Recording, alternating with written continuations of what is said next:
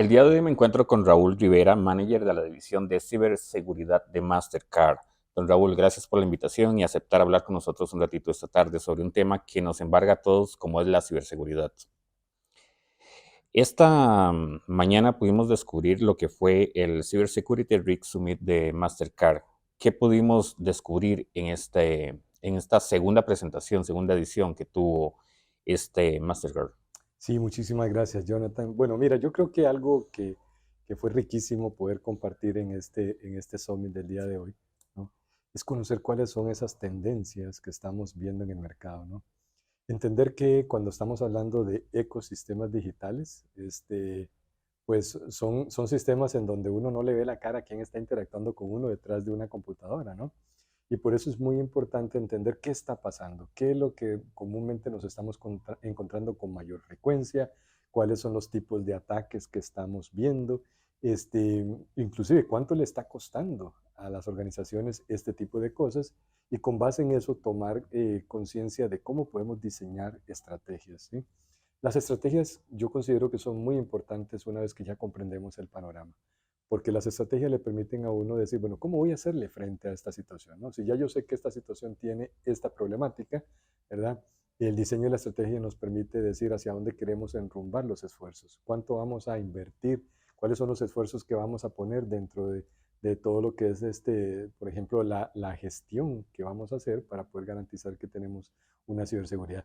Y yo diría que otro punto importante que hemos abordado en esta edición es poder educar muchísimo, ¿verdad?, a la población, tanto técnica como no técnica, para comprender que esto es algo más allá de la tecnología, que esto tiene que ver con personas, que tiene que ver con procesos organizacionales, ¿verdad?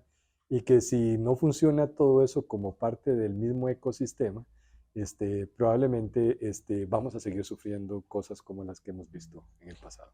Claro, cuando hablamos de ciberseguridad, estamos hablando quizás o lo estamos visualizando como un tema lejano a nuestra realidad. Mi pregunta va en el sentido, ¿en qué término o en qué nivel está la ciberseguridad presente en agendas empresariales? Bueno, mira, yo creo que a nivel de agendas empresariales está mucho a nivel de la gente técnica, ¿no? La gente que de alguna manera opera los sistemas de información, cosa que, digamos, es lamentable porque definitivamente tiene que estar al más alto nivel de una empresa, ¿sí? Vamos a ver, al final de cuentas, cuando la tecnología de alguna manera es ciberatacada, puede ser que te roben información, puede ser que deje de funcionar la tecnología, puede ser que de alguna manera tus sistemas se vean detenidos, ¿no? Esto no está afectando a la tecnología. Al final lo que está afectando es a la organización y a los objetivos que la organización persigue.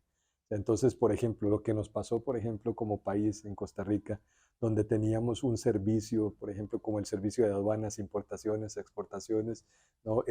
Impuestos, ¿no? Y que tuvimos un ataque en esas instituciones y paralizaron completamente esos servicios y tuvimos que empezar a ver cómo podíamos ejecutar esos servicios de manera manual, ¿no?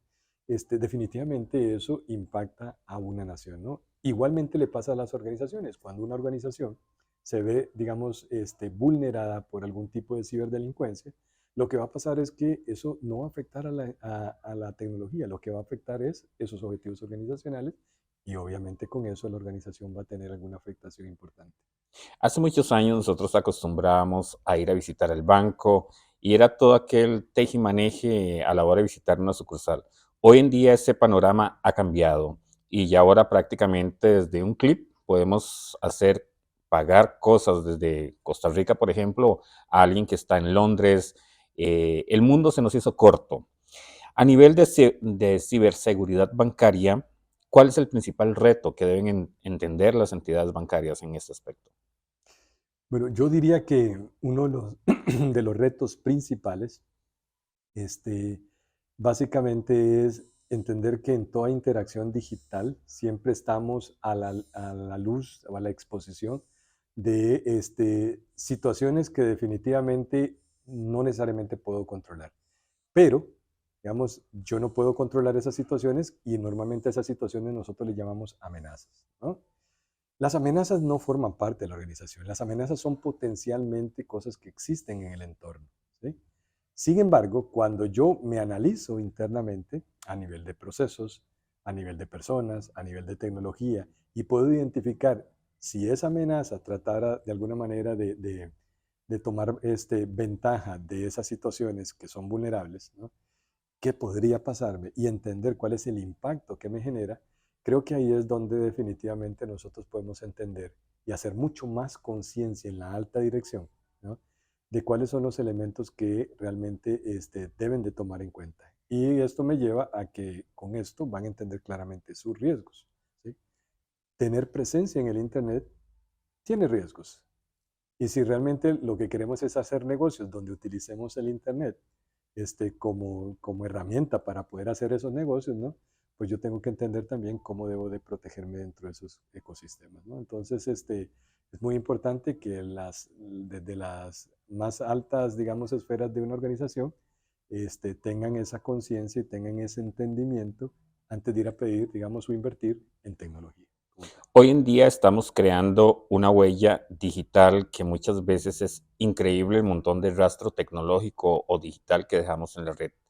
¿Cuál sería el principal riesgo que estamos enfrentando en la actualidad y cómo Mastercard nos viene a solventar esos problemas? Bien, definitivamente, digamos, la presencia de cualquier organización en el ecosistema de Internet y los usuarios que hacemos normalmente uso de esos servicios y productos de cara a Internet, pues vamos a dejar una huella digital enorme, ¿no? Solo para poner un ejemplo, ¿no? Toda aplicación de alguna u otra manera necesita poder autenticar a las personas tienen que brindar una serie de información para poder registrarse en las plataformas, las personas de alguna manera, las plataformas, digamos, cuando las utilizamos, necesitamos eh, interactuar con esa plataforma para poder obtener un bien, un servicio, ¿no? Entonces, todo eso genera una huella digital, como tú dices, ¿no?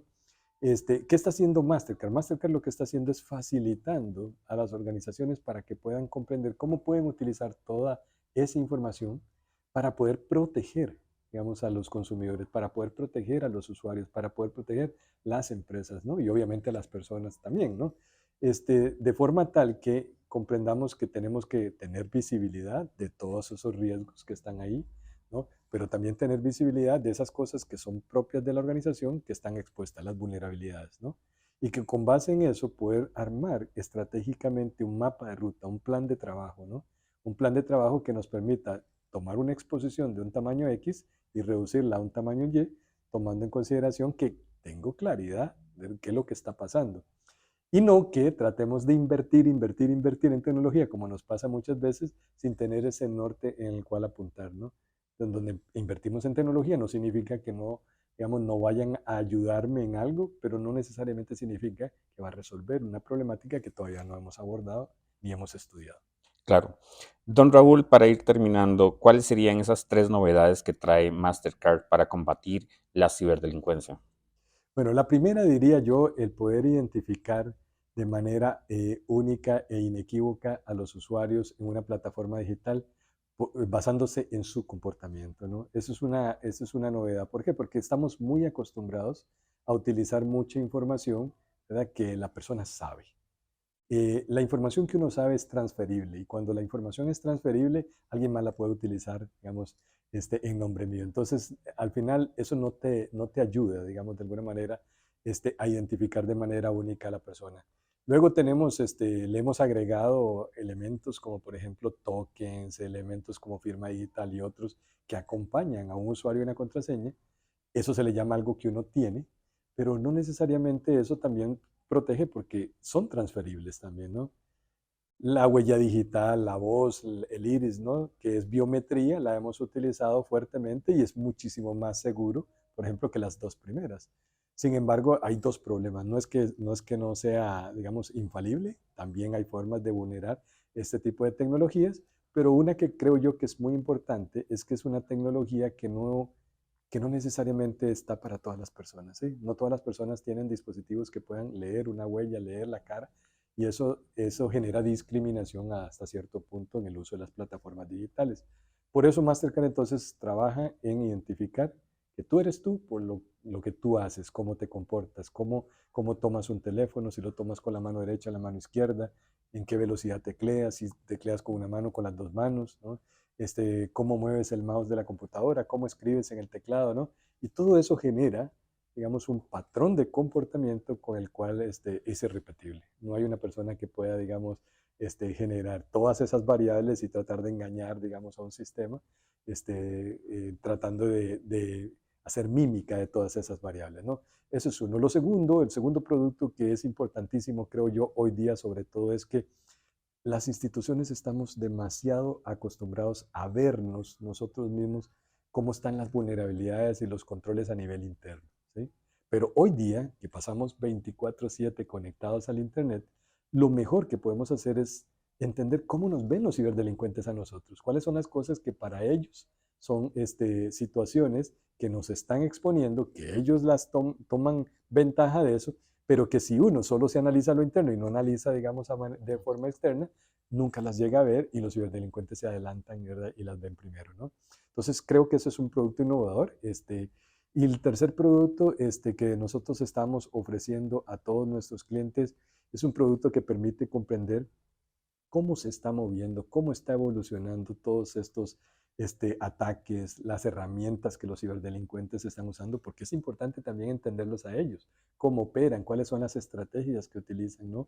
Y con base en eso podemos definitivamente poder detectar patrones, comportamiento, tendencias y saber que, por ejemplo, que algo que yo vengo viendo posiblemente se va a materializar en un incidente a futuro cercano, solo por el hecho de que vengo viendo, digamos, una actividad muy fuerte, ¿no? Entonces, algo como lo que pasó en Costa Rica, ¿no? Con los ataques, con inteligencia, con información de inteligencia, se pudo haber, quizás no necesariamente evitado, pero sí tener una capacidad de reacción mucho más expedita, mucho más eficiente y efectiva que hubiese podido minimizar, digamos, los impactos que esto generó a una nación como la nuestra. Claro. Don Raúl, le agradecemos mucho por haber hablado esta tarde con nosotros acerca de ciberseguridad, un tema que sin duda a todos nos atrae, a todos nos involucra y que todos debemos tener acción con respecto a él.